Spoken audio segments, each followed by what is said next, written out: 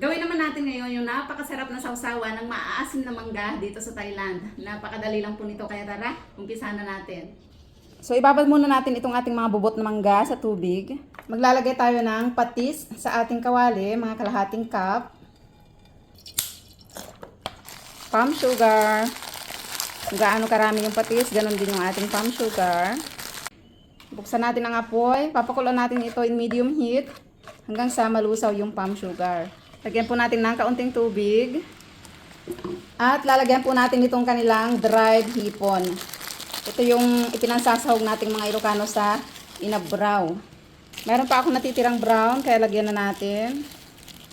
Kaming klase sila mga dried hipon. May mga iba't ibang sizes, kulay at itsura. Depende kung saan nila ginagamit na mga luto. Lagyan din natin ng chili flakes. At okay na po ito. Tinikman ko na, okay na sa akin yung alat-alat at tamis-tamis niya. Set aside muna natin dahil meron pa tayong ilalagay. Para sa karagdagang rekado, maghihiwa po tayo ng sibuyas. Nipasan lang natin. Susunod ang sili. Saka natin ilalagay ang hiniwang sibuyas at sili.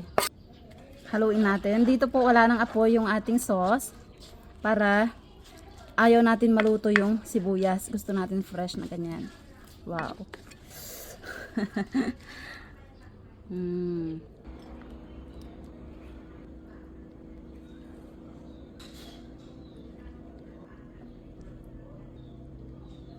More sili.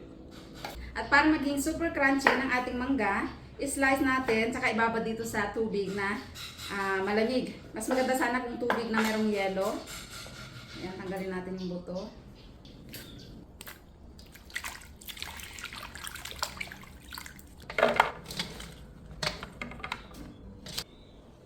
Ang bango, grabe.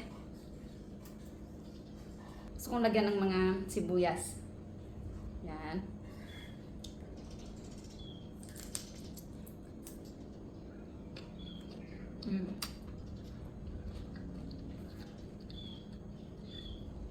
Ang sarap. Ang anghang.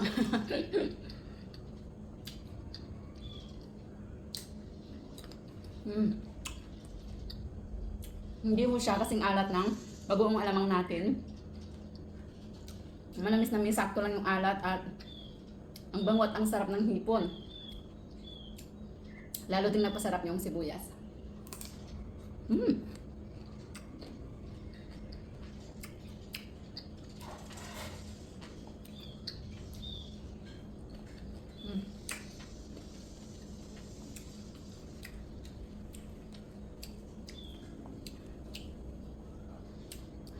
Ayan o, yung kahit marami kang isawsaw, kukuhanin, hindi ka mag-aalala na napakaalat.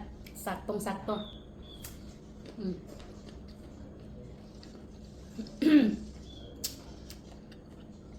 Sobra ng aside. Wow.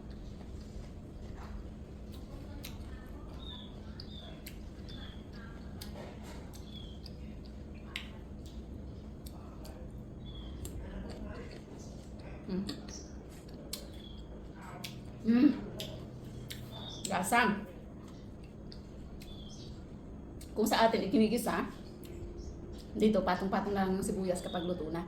Ang bango naman kasi, dagdag bango talaga siya, dagdag sarap.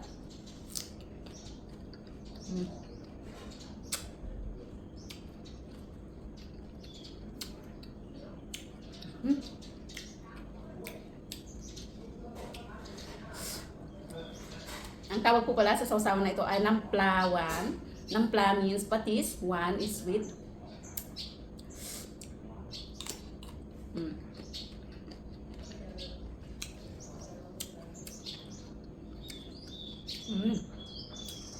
Nung bata ako, kapag kumakain ng bubot na mangga, kinakain ko din yung buto niya. Mapait siya, di ba?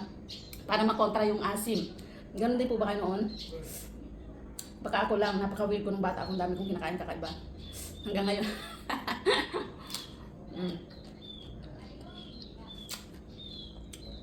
Grabe ang sarap.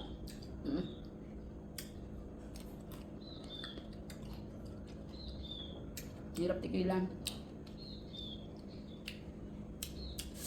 Iwan natin mga sili.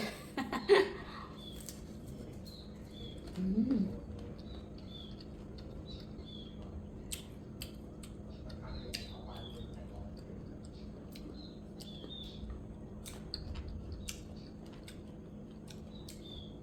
Mm.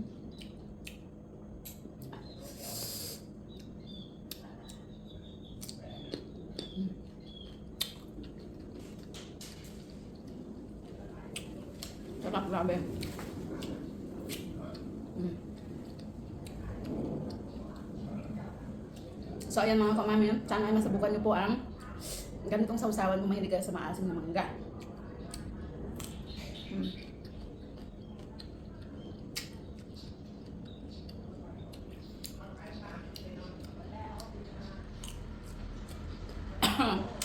Ang